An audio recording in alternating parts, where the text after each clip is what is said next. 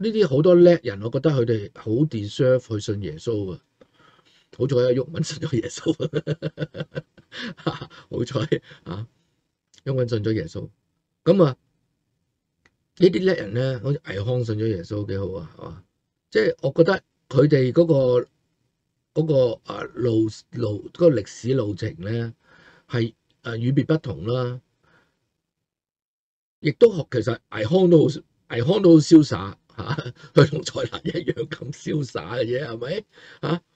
但係一個咧就即係有神咯，佢一路嗱，蔡瀾就要用第二啲嘢嚟代替咯，一定要偏向理性，因為感覺荷爾蒙影響我哋會做決定。荷爾蒙不但止影響我哋會做決定，而且會影響我哋接收資訊。邊咧其中一個標題就係講蔡瀾嘅，蔡瀾俾我一個好深嘅啟發嘅，因為咧大家都知蔡瀾啊、倪匡啊、黃霑啊、金庸佢哋都係好老友噶嘛，咁全部都勁人嚟，即係香港今時今日咧勁嘅人咧真係冇晒，講起都想喊啊！佢睇個人生就係到佢死嗰日就係終結，佢個歷史就完結啦。但係人咧真真正正個歷史就唔係喺你死嗰時完結嘅。咁我有冇乜嘢可以把握到咧？咁我只係根據聖經，根據耶穌復活呢個古仔咯，呢個歷史咯。如果耶穌冇復活，我就亦都會相信人死咗就冇咯。咁呢啲即係尤其是蔡瀾呢啲睇好多書，佢識咁多嘢，點解佢唔會去？而且倪匡係基督徒，佢同倪匡好老友嚇，咁倪匡應該都會同佢講關於呢啲耶穌啊呢啲咁嘅嘢。可能就係好多時咧，基督徒尤其是華人教會俾咗一個好大嘅誤導，即係整到一啲人咧好有罪疚感，嗰啲人咪唔信咯。我唔想選擇行到嗰條路啊嘛。人生短暫，即係一下子咁我過噶啦，咁我仲要咁辛苦為乜咧咁？但係如果能夠可以睇到嗰個永恆線、歷史線嗰個永恆歷史線，就會睇呢80年就 different story 啦。即係我哋80年裏邊點樣去活，一樣可以活得精彩嘅。但係福音派嗰啲咧，成日都你有罪啊，你有罪啊。你得罪神啦！你係咪個禮拜要認罪悔改啊？你日日要認罪悔改啊！我每次做錯嘢就要認罪悔改啊！呢個係真係天主教遺留落嚟嘅，即係天主教成日都教咁 confession 啊嘛。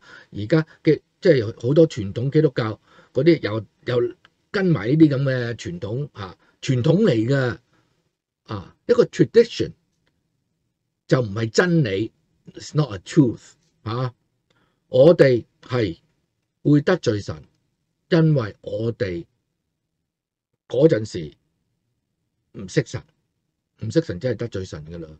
因為本身好似你老母生你出嚟，你唔認你老母，你成日走去周圍走個老母叫住你你都唔聽即係類似啲咁噶啦。咁你老母成日叫住你，你都唔聽。跟住嗰啲咪罪咯，即係神喺度叫住你，你都唔聽咁但係問題就係佢都唔知你係啊嘛。好多時問題就係啲人唔知道耶穌真係神喎。唔該你幫手訂 subscribe 啦。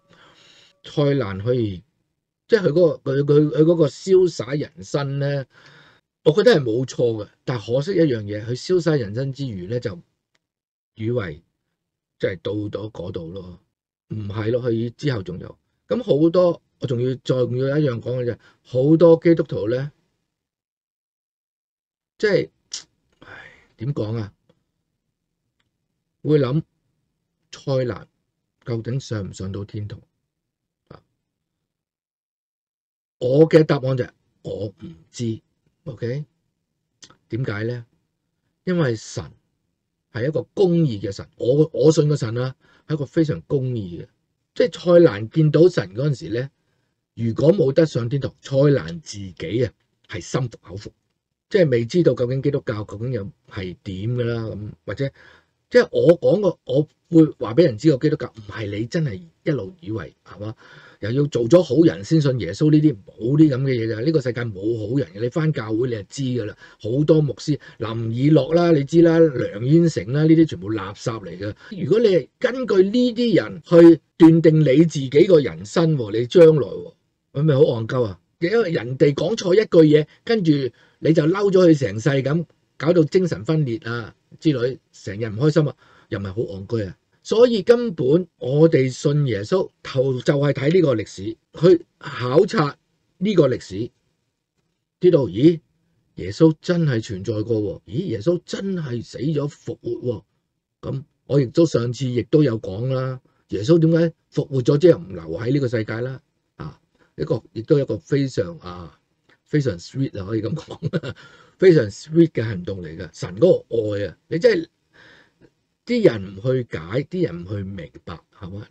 你就係真係冇辦法，就因為咧先入為主呢班對曾經為過香港嘅嚇，咁啊就係咁啦。咁為蔡瀾關心蔡瀾嘅人啦，同佢哋祈禱啦。咁身邊蔡瀾亦都好多人係未信耶穌，就唔好話俾人知。哎呀，即係信耶穌得永生，跟住咧佢哋唔信耶穌就落地獄咁樣。咁呢啲咁嘅講，呢啲咁嘅論述咧，我就已經唔係我已經好討厭噶啦。要叫人信耶穌，係因為你愛嗰個人，你想去信耶穌啊嘛。你係關心嗰個人，你咪想去信耶穌，唔係交差。OK，個教會成長，哇 number 好威啊！呢啲如果你有呢個好多，如果任何一個牧師有啲咁嘅思維咧，就叫做雞啊。OK，尤其是基督徒，你所知嘅未必係真理嚟嘅，你所知嘅只係一些傳統嘅啫。OK，所以呢個要搞清楚，希望大家幫手分享我嘅片啦。